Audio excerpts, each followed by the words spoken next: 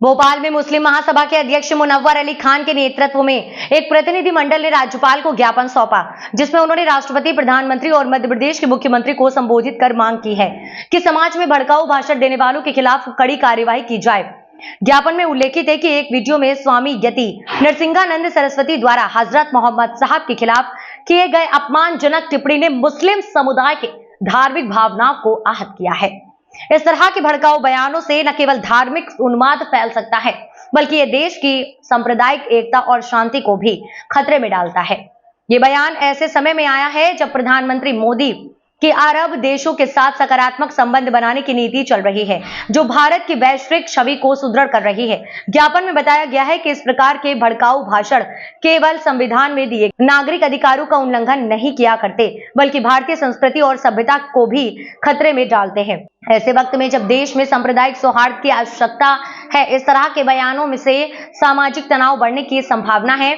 प्रतिनिधिमंडल ने सरकार से मांग की है कि मामले की गंभीरता को देखते हुए तुरंत कार्यवाही की जाए। ज्ञापन में इस व्यक्ति की गिरफ्तारी और कानूनी कार्यवाही की मांग की गई है, ताकि देश में शांति और एकता बनी रहे। इसके अलावा ये सुनिश्चित करने की आवश्यकता है कि भविष्य में ऐसी घटनाएं ना हो और दोषियों को कड़ी सजा मिले।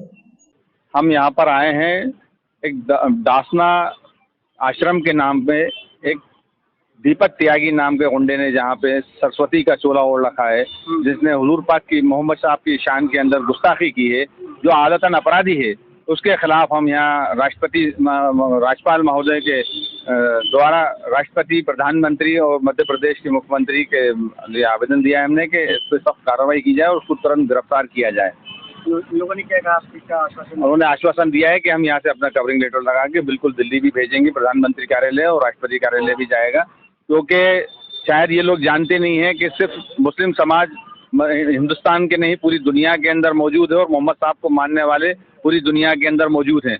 200 करोड़ रुपए लोग आज मौजूद हैं, तो सिर्फ ये देश का नाम ही बदनाम नहीं कर रहा, पूरे मुल्क के अंदर हिंदुस्तान की जो बदनामी हो रही है, इसलिए उस पर देशद्रोह का कानून लगाकर उसको सीधे सीधे बंद कर देना चाहिए।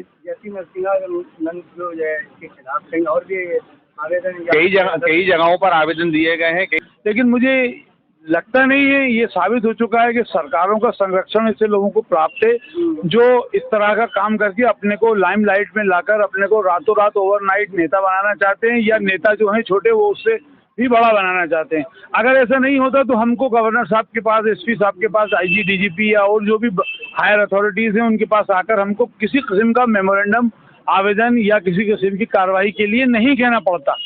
क्या वजह है कि कलीम साहब और मुफ्तियों के और हमारे समुदाय वालों के लिए केवल बोलने से या थोड़ी सी भी tongue slip of the tongue होती है तो उन पर कार्रवाई हो जाती है, और 2-2, 3-3 साल से आज भी लोग पड़े हुए हैं और ना उनकी जमानत होती है ना कुछ होता है। क्या वजह है कि इनके लिए हमको मेमोरेंडम देना पड़ रहा है, चीखना पड़ रहा है, इकट्ठा होना पड़ रहा है। तो मैं बहुत ही हताशा के साथ ये कहता हूँ कि इनको शासन का, प्रशासन का पूरी तरीके से समर्थन प्राप्त है। अदरवाइज हमारा संविधान कहीं से कमज़ोर नहीं है, हमारे संविधान में न्याय है, हमारे संविधान में वो सब कुछ है जो एक इंसानी ज़रूरतों के लिए चाहिए होता है। लेकिन चूंकि इनको संरक्षण प्राप्त है, किसी भी पार्टी का जो हम देख रहे हैं, जो आज हमारे यहाँ रूलिंग पार्टीज हैं, उनका संरक्षण प्राप्त है, ओवरनाइट वो जम जाते हैं, हीरो बन जाते हैं, इसलिए ये सब किया जा रहा है। और अगर नहीं है तो कार्रवाई क्यों नहीं हो रही है, हमारा ये कहना है। इसलिए अगर सरकार ये बताना चाहती है कि नहीं वो गैर जानिब है और वो तटस्थ है, तो कार्रवाई करे, करके दिखाए, और इसके लिए जो मौजूदा कानून बनाने की भी ज़रूरत नहीं है। जो मौजूदा कानून है उन कानूनों के तहत ही उपयोग करते हुए उनको जेलों में डाला जाए।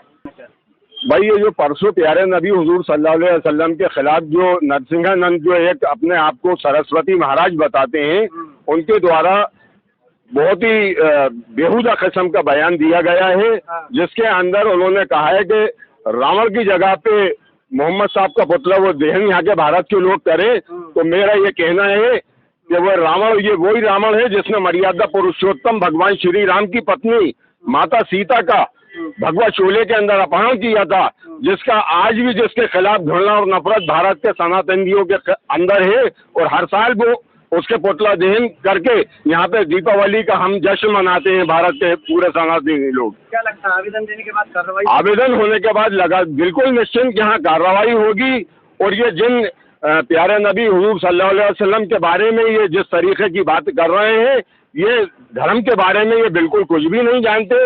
उन्हें मालूम होना चाहिए कि कल की अवतार कौन है। कल की अवतार वही है जिनके बारे में कहा गया कि कल की अवतार जो है प्यारे नबी हुजूर सल्लल्लाहु अलैहि वसल्लम ही है। वेदों के अंदर, पुराणों के अंदर, ऋग्वेद के अंदर, महाभारत के अंदर प्यारे नबी हुजूर सल्लल्लाहु अलैहि वसल्लम की पैदाइश का, उनके पैदा होने से कई हजारों साल पहले ये वाक़या आ चुका है ग्रंथों के अंदर कि ऐसा रब की भूमि के अंदर, शंभल के अंदर, जिसको दारुल अमन कहते हैं, वहां पर मोहम्मद की पैदाइश होगी, जिनकी माता का नाम सम्मति होगा। सम्मति का मतलब है कि शांति, शांति का मतलब है आमना। हमारे प्यारे नबी की माँ का नाम आमना था और उनके जो वालिद का नाम था वो अब्दुल्ला था। अब्दुल्ला मतलब अल्लाह का। और कल की अवतार के अंदर उनका विष्णु यशस नाम बताया गया है। विष्णु यशस का मतलब है ब्रह्मा का मित्र, अल्लाह का मानने वाला। कहने का मतलब ये है कि अगर ये पूरे पुराणों को, वेदों को अगर ये जानते तो ये मोहम्मद साहब की नहीं बल्कि कल की अवतार का विरोध कर रहे हैं। और हमारे यहाँ भी धर्म गुरुओं को मालूम है कि कल की अवतार कौन है, लेकिन ये बड़े बड़े जिनके मटकों की तरह पेट और गर्दनों की तरह, मेंढों की तरह जिनकी गर्दनें और मटकों की तरह पेट है, वो लोग कभी समाज को ये नहीं बताएंगे कि प्यारे नबी हुजूर सल्लल्लाहु अलैहि वसल्लम और कल की अवतार एक है। अगर वो बता देंगे तो हमारे यहाँ नफरत के जो माहौल है ये खत्म हो जाएगा।